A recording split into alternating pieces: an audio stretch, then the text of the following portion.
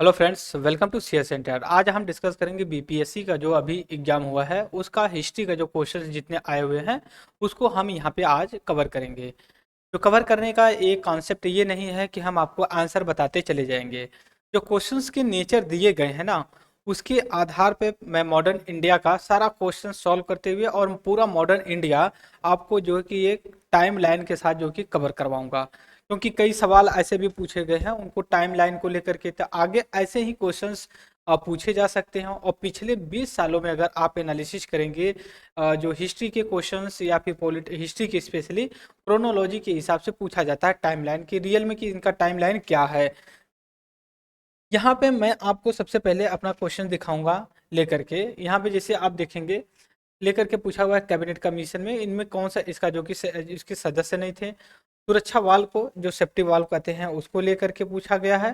फिर उसके बाद आप यहाँ पे देखेंगे 1857 का जो रिवोल्ट हुआ है उसका रीजन क्या रहा है जो फेल होने के लिए। और अगर हम आगे पूछते हैं तो यहाँ पे देख सकते हो आप, यहाँ पे पूछा हुआ है कि जो ये इंसिडेंट हुए हैं इंडियन हिस्ट्री में इंडिपेंडेंस के दौरान उनका जो कि आपको टाइम लाइन के हिसाब से काला क्रम क्रम के अनुसार लगाना था।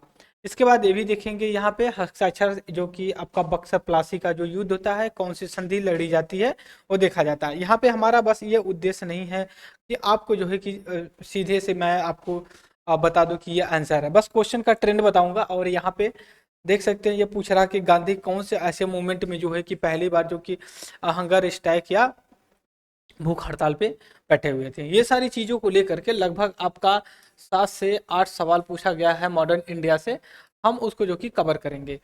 मैं फिर से कह रहा हूँ, मैं ऐसा नहीं कि बस मैं आपको आंसर बताते चला जाऊंगा। आपको आंसर बताने के लिए बहुत से टीचर्स पड़े हुए हैं। जो हमारा ऑब्जेक्टिव है इसको कवर करने का मॉडर्न इंडिया का जो बीपीएससी में पूछा गया 69 बीपीएससी में उसको कवर करके उसको पॉइंट ऑफ व्यू से देखेंगे। सबसे पहले अगर यहाँ पे मैं देखता हूँ आप लोगों के साथ, एक सेकंड थोड़ा सा मुझे टाइम दे दीजिए कि मैं इसका बैकग्राउंड चेंज कर लूँ। यहाँ पे जो मैं डिस्कस करूँगा हमारा बस यही ऑब्जेक्टिव कि पूरा है 1857 से लेकर के यहाँ पे मैं यूज कर रहा हूँ 18। एक सेकंड थोड़ा सा इसका थिकनेस को मैं बढ़ाता हूँ, ठीक है। 1857 से लेकर के मैं आपका लेकर के चलूँगा कहाँ तक, 1947 तक। ये आपका पूरा एक काला क्रम चलेगा। और इनमें सबसे बड़े पहले तो मैं रीजन बताऊंगा बड़े बड़े जो इंसिडेंट हुए हैं।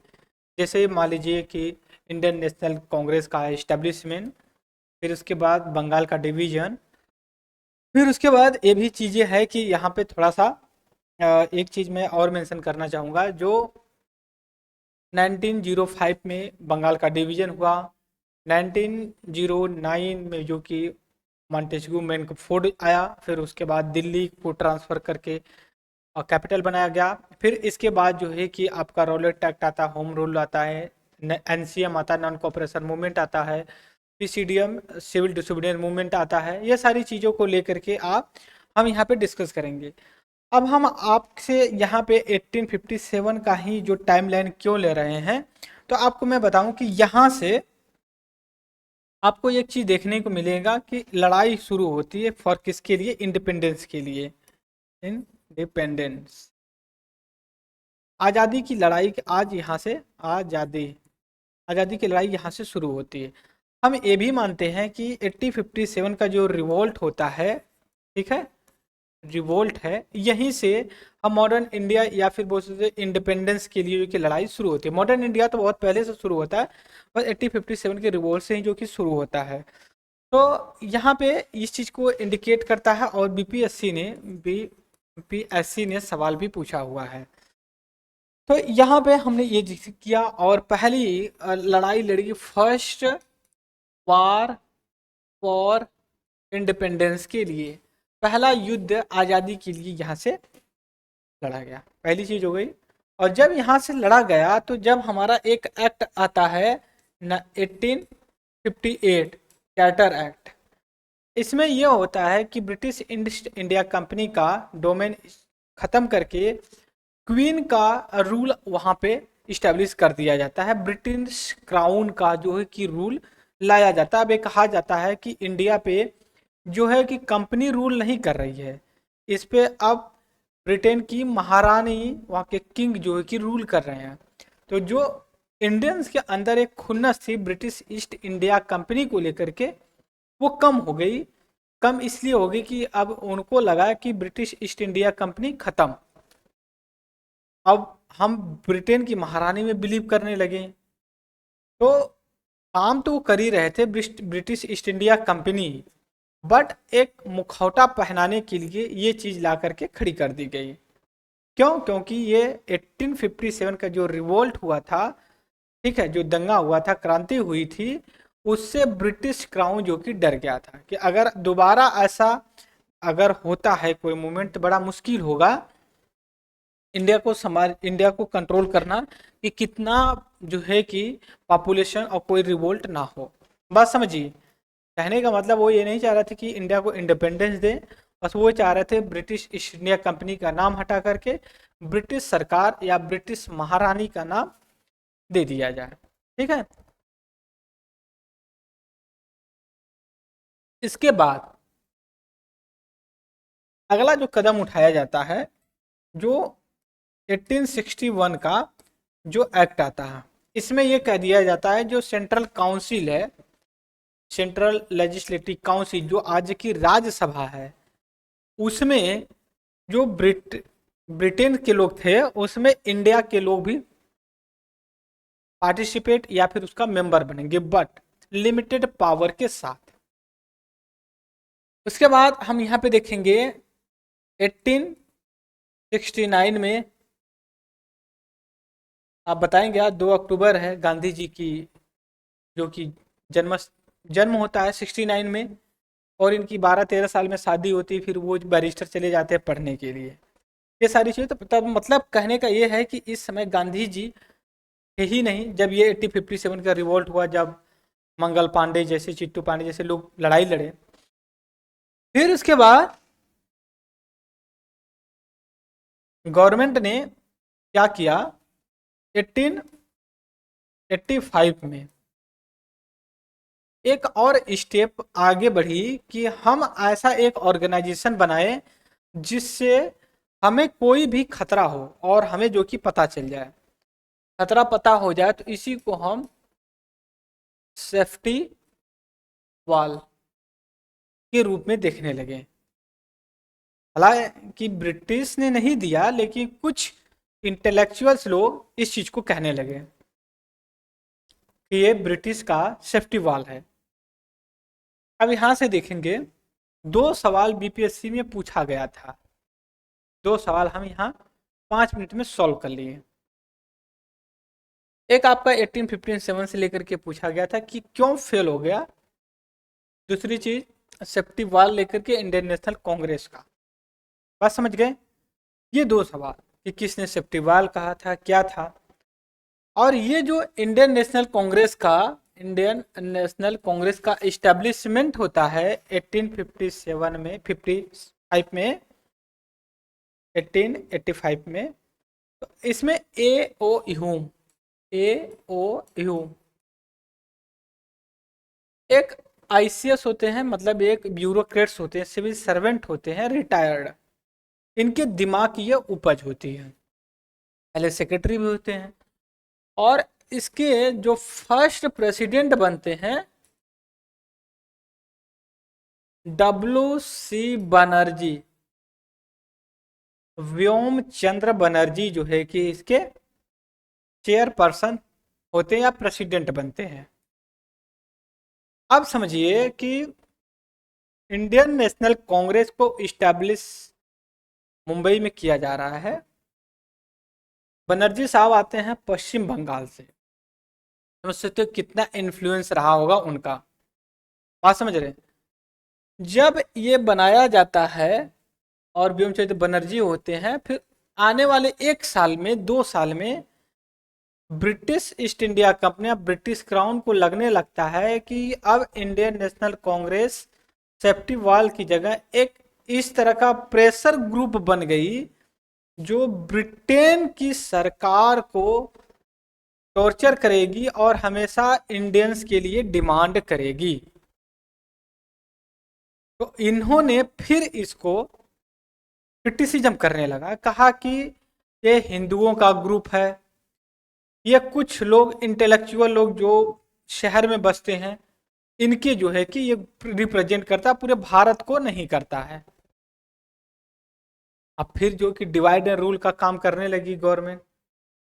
तो जब ये शुरू किया, बात समझ रहे हो, तो इंडियन नेशनल कांग्रेस के जो उस समय के लोग थे, के जवाब में मुस्लिमों को, बदरुद्दीन को जो है कि दादा भाई नौरोजी को इसका प्रेसिडेंट बनाया। इससे हो गया भाई हिंदू भी इसका प्रेसिडेंट, दूसरी चीज पारसी भी हो गया और मुस्लिम भी हो गया। और ये ब्रिटिश गवर्नमेंट के मुंह पे तेज का तमाचा था, अपर जिसको बोलते हैं। फिर अब आते हैं नेक्स्ट पे, हमें पता है 1893 में हमारे स्वामी विवेकानंद जी शिकागो में हिंदू धर्म को लेके वहां पे अपना स्पीच दिया था। बड़ी तारीफ आज भी होती है उसको लेके। इसके बाद जो अगला इंसिडेंट होता है बड़ा 1905 में। 1905 में क्या बड़ा इंसिडेंट होता है ये जानिए। यहाँ पे आपका डिवीजन ऑफ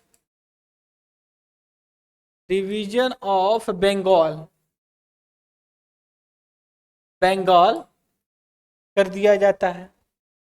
और इसी पे मैं फिर से थोड़ा सा वो कर रहा हूँ, जूम इन कर रहा हूँ। और यहीं से दोस्तों एक चीज होता है, जब बंगाल डिवीजन की बात आती है, डिवीजन ऑफ बंगाल को लेकर के 1905 में यहीं पे इंडियन नेशनल कांग्रेस के अंदर दो विचारधाराएं अलग अलग तरीके से सोचने लगी कि बंगाल जो स्वदेशी बंगाल डिवीजन मूवमेंट था उसको स्वदेशी मूवमेंट भी बोला जाता है। ये क्यों बोला जाता है? ये इसलिए बोला जाता है कि इसमें एक ज्यादा प्रेफरेंस दिया जाता था कि जो हिंदू लोग हैं, या सॉरी मैंने हिंदू बोल दिया, जो इंडियंस लोग हैं, इंडियंस में मैन्युफैक्चर की गई चीजों को ही खरीदे। जैसे इसमें अब भारत आत्मनिर्भर Bharat, Bharat Nirman, make in India, buy India, hire India वाला जब बात चलता है, उस समय भी इस चीज को लेकर के बहुत चीजें बातें कर गई। लेकिन उसमें एक ऐसा ग्रुप था कि वो कहता था कि मूवमेंट को लिमिटेड किया जाए और गवर्नमेंट को ज़्यादा प्रेशराइज नहीं किया जाए, क्योंकि उनके पास ज़्यादा जो है कि फोर्सेस, टेक्नोलॉजी, रिसोर्स, सारी चीज़ें हैं, और इससे मूवमेंट को खतरा होगा और जो सिटीजन्स पीपल्स हैं उनके मोरल डाउन होंगे। उस ग्रुप को मॉडरेट बोला जाने लगा। क्या? मॉडरेट बोला जाने लगा। और मॉडरेट इंडियन नेशनल कांग्रेस पे 1885 से लेकर के 1905 तक अपने इन्फ्लुएंस लगाए। बट जो दूसरा ग्रुप था एक्सट्रीमिस्ट, जो गरम दल बोलते थे, और इसको नरम दल बोलते थे। अब 1905 से लेकर के 1915 तक बोल सकते हैं कि एक्सट्रीमिस्ट का जो कि इन्फ्लुएंस था, डोमेन था इंडियन नेशनल कांग्रेस पे। और इस मूवमेंट का कैसा नेचर हो, इस चीज को लेकर के इनके बीच में जो विवाद हुआ, बट विवाद का जो ज्यादा नतीजा देखने को मिला वो Surat session of Indian National Congress का हुआ। और इसमें आप बता सकते हो जो इंडियन नेशनल कांग्रेस का हुआ, तो इसमें जो नरम दल थे, गरम दल थे, डिवाइड हो गए। डिवाइड होने का मतलब ये अपना अलग तरीके से मूवमेंट चलाने लगे, ये अलग तरीके से। इनका ये जो कहना था कि जो स्वदेशी मूवमेंट है, जो स्वदेशी मूवमेंट है या डिवीजन ऑफ द बंगाल है, डिवीजन ऑफ द बंगाल है, इसको ऑल इंडिया लेवल पे किया जाए और ऑल बाइकॉट किया जाए जो फॉरेन गुड्स हैं। बात समझ रहे हो? बट ये ऐसा नहीं चाहते थे नरम दल वाले। चलिए ठीक है, बट कहते हैं ना कि एकता में ताकत होती है। दुर्भाग्य से जब ये चीज हुई तो जो गवर्नमेंट थी उसको चांस मिल गया मूवमेंट को दबाने के लिए, मूवमेंट को कुचल दिया गया। ठीक है, और आते आते आप बता सकते हैं 1908 तक स्वदेशी मूवमेंट पूरी तरह से खत्म हो गया। ठीक है, और इस मूवमेंट में हिंदू एंड मुस्लिम अच्छी खासी रेशियो में पार्टिसिपेट किए, कुछ मुस्लिम ग्रुप नहीं भी किए। और डिवाइड एंड रूल का कॉन्सेप्ट करते करते 1907 में ढाका में मुस्लिम लीग का इस्टेब्लिशमेंट कर दिया गया कि भाई हम मुस्लिमों के हितैषी हैं, मुस्लिम हमारे साथ हैं, अगर वो कांग्रेस के साथ रहेंगे तो हिंदू में दब जाएंगे।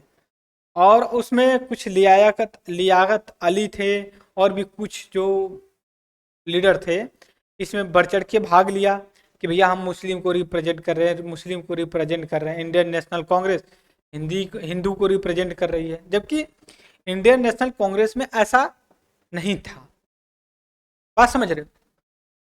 यहाँ पे डिवाइड एंड रूल का काम किया। और एक चीज और मैं बताऊं यहाँ पे, 1909 मॉन्टेस्क्यू मेनफोर्ड एक्ट लाया गया और इसी में एक बार फिर से कम्युनलिज्म का बीज बो दिया गया ब्रिटिश सरकार के द्वारा। क्या था? मुस्लिम के लिए एक सेपरेट इलेक्शन की बात कह दिया गया था। मुस्लिम कैंडिडेट के लिए केवल मुस्लिम ही वोट करेंगे। ये तो ज्यादा ही कुछ हो गया। और इसके बाद मैं थोड़ा सा इसको और बड़ा करूंगा और व्हाइट लाइन को और आगे लेकर जाऊंगा। ठीक है, अब यहाँ पे मुस्लिमों के लिए कि अलग से हो गया। अब इंडियन नेशनल कांग्रेस में और खलबली मची और इंडियन नेशनल कांग्रेस इसका खुल के विरोध किया। कहा ये डिवाइड एंड रूल का जो पॉलिटिक्स खेल रहे हैं आप, ये सही नहीं है। चलिए, फिर कहते हैं ना कि अपने मुंह का जला। ठीक है, तो फिर 1911 में 1911 में कलकत्ता से राजधानी को दिल्ली किया गया 1911 में। इसके साथ जो 1905 में बंगाल का डिवीजन जो हुआ था उसको खत्म करके फिर से बंगाल को इंटीग्रेट कर दिया गया। ठीक है, मेजर चीज क्या थी? कैपिटल था जो ट्रांसफर किया गया। और इसके बाद बोल सकते हैं जो डिवीजन ऑफ द बंगाल था इसको फिर से जोड़ दिया गया। इसके बाद यहाँ पे देखेंगे, अब 1914 में वर्ल्ड वॉर फर्स्ट जो है कि शुरू होता है। बात समझ रहे हैं? अब इसके बाद ये चीज होती है कि ब्रिटिश बिना इंडियन सोल्जर्स के एशिया में लड़ाई करने के सक्षम नहीं थे। और 1900 15 में 1915 में गांधी जी का आगमन हो जाता है भारत में। और ये पूरी वकालत करते हैं कि इंडियंस को फर्स्ट वर्ल्ड वार में ब्रिटेन का समर्थन देना चाहिए, और वार जब खत्म होगा ब्रिटिश हमें अपना अधिकार देंगे। बट ऐसा नहीं देखने को मिला जब वर्ल्ड वार खत्म हुआ। उसी दौरान 1916 में एक होम रूल लीग की स्थापना की गई और होम रूल मूवमेंट भी चलाया गया ये, कि गांधी इसका समर्थन किए, पार्टिसिपेट नहीं किए। इसके बाद यहां पे हम देखेंगे, फिर थोड़ा सा नीचे आते हैं,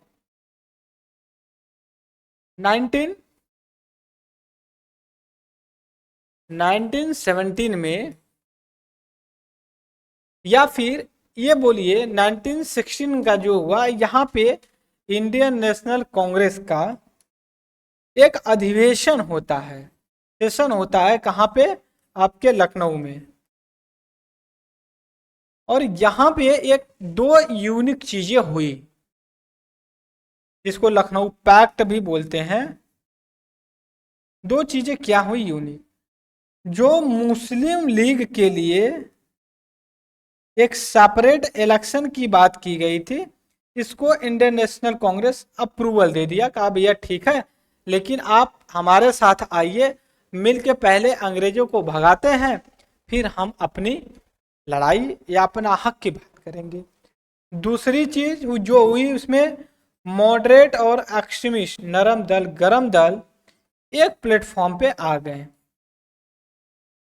जो सूरत के अधिवेशन में जूता चप्पल चला था, लोग आकर के लखनऊ सेशन में गले मिल गए। साथ में चला था, लगभग 8 साल 9 साल के बाद लोग गले मिले। फिर 1917 में 1917 में जब यहाँ पे सेशन चल रहा था 16 वाला, यही में गांधी जब पार्टिसिपेट किए थे, तो एक राजकुमार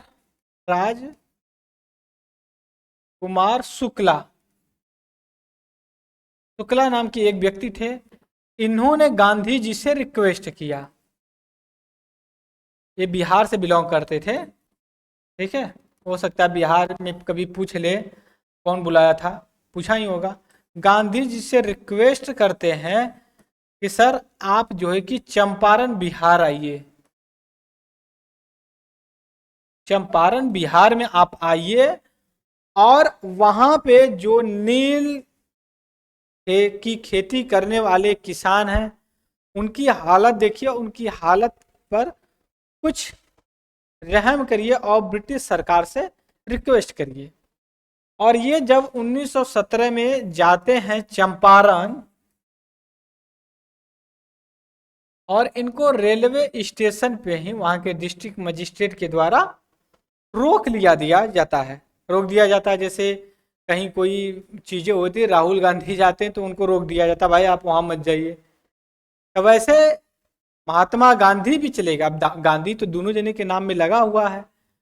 अभी लोग कमेंट भी करते हैं कि राहुल नेहरू लिखने की बजाय आप गांधी क्यों लिखते हैं? अब इतने बड़े बड़े लीडर अगर इस तरह की बात करेंगे तो देश की क्या स्थिति होगी हम नहीं जानते। अब उनको ये नहीं पता है कि जो चाइल्ड होते हैं पेरेंट्स के सरनेम पे उनका सरनेम रखा जाता है, ठीक है। और नेहरू जी उनके नाना परदादा जो लगते थे, फादर तो नहीं थे। अब उनके जो फादर थे फिरोज गांधी थे, तो गांधी उनका सरनेम था, तो राहुल गांधी वरुण गांधी लोग ऐसे ही होंगे ना। तो लेकिन वो अब क्या करिएगा, जब नहीं समझ में आएगा तो लोगों को यही उल्टा सीधा बयान देंगे। लोगों को भरमाने के लिए किसके पास फुर्सत है कि जाकर के नेहरू परिवार की हिस्ट्री खंगाले।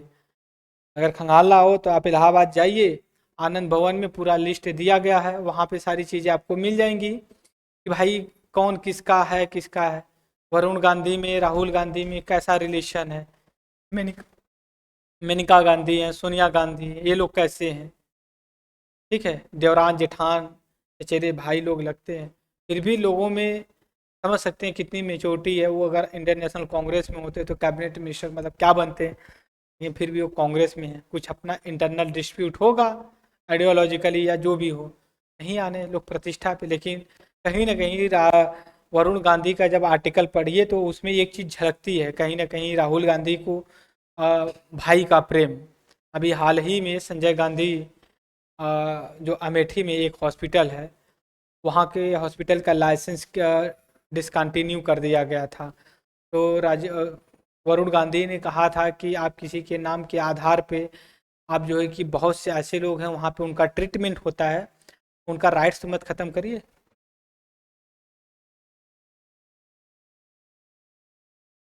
इसके बाद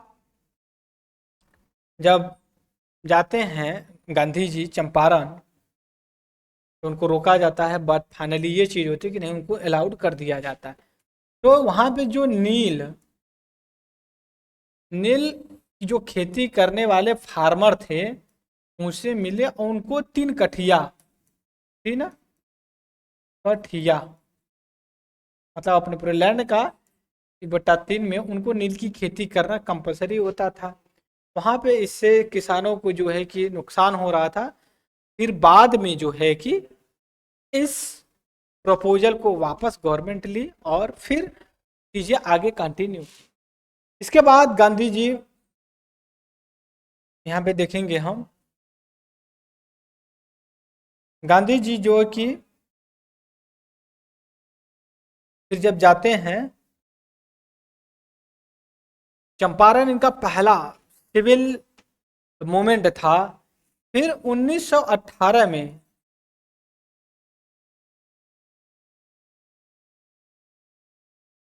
1918 में 2 मूवमेंट एक करते हैं, एक अहमदाबाद मिल, अहमदाबाद मिल वाला, और एक खेड़ा, खेड़ा मूवमेंट। अहमदाबाद मिल वाला था जो बोन्स वाला था, इसी में इन्होंने पहली बार हंगर स्ट्राइक पे बैठने की धमकी दी। खेड़ा पे जा था जो सूखा पड़ गया था उस वजह से था। फिर उसके बाद 1919 में 2 चीजें होती हैं, रॉलेट एक्ट आता है जिसमें काला कानून बोला जाता है, और उसकी उसी के कॉन्टेक्स्ट में जलिया वाला इंसिडेंट होता है जो पंजाब में है 13 अप्रैल को। बात समझ रहे हो आप, इस चीज को लेकर के किए। अब इसके बाद आगे मैं बढ़ाऊंगा इसको। जब ये शुरू होता है और इसके शुरू होने के बाद 19 क्योंकि 19 में ही जो है कि आपका खिलाफत खिलाफत मूवमेंट भी चला था। खिलाफत मूवमेंट जो टर्की को लेकर के था, वहाँ के बादशाह को लेकर के मुस्लिम मूवमेंट 1920 में आकर के खिलाफत and NCM non cooperation movement एक हो गए और मूवमेंट बहुत तेजी से आगे बढ़ा। और 1920 से पहले ही 1919 में एक एक्ट आता है जिसको मॉन्टेस्क्यू चम्सफोर्ड रिफॉर्म के रूप में देखते हैं। फिर उसके बाद 20 से लेकर के 1922 तक फरवरी 5 ये एनसीएम खिलाफत एनसीएम मूवमेंट चला, खिलाफत असहयोग मूवमेंट चला। बट 5 फरवरी को 1922 को क्या होता है, चौरी चौरा चौरी चौरा चौरा इंसिडेंट होता है, कांड हो जाता है जो गोरखपुर आपका उत्तर प्रदेश पूर्वांचल में पड़ता है। और इसी के तत्पश्चात जो है कि वापस ले लिया जाता है खिलाफत एनसीएम गांधी जी के द्वारा। अब इसी के आगे अगर हम देखेंगे और चल के क्या होता है, जब वापस लिया जाता है और इसी के बाद 1924 में आप बोल सकते हो स्वराज पार्टी, स्वराज पार्टी की जो कि इस्टेब्लिशमेंट होता है CR दास मोतीलाल नेहरू मिलके करते हैं। 1924 में ही जो है कि जब इंडियन नेशनल कांग्रेस का बंगाल में सेशन होता है तो उसमें गांधी जी जो कि इसका चेयरपर्सन बनते हैं।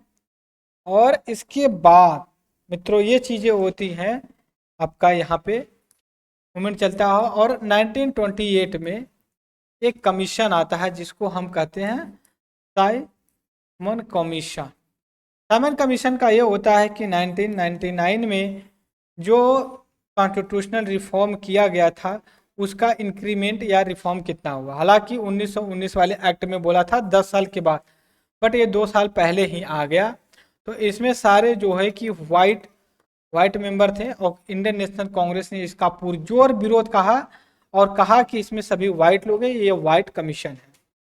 प्रोटेस्ट भी चला और उसमें एक पंजाब के केसरी थे, उनकी डेथ भी होगी लाठीचार्ज की वजह से। फिर 1928 में ही जब इसने साइमन कमीशन चैलेंज करता है कि आप एक कमेटी बनाइए, रिफॉर्म सजेस्ट करें और हम उसी के आधार पे आपको राइट देंगे, तो एक बनी नेहरू रिपोर्ट।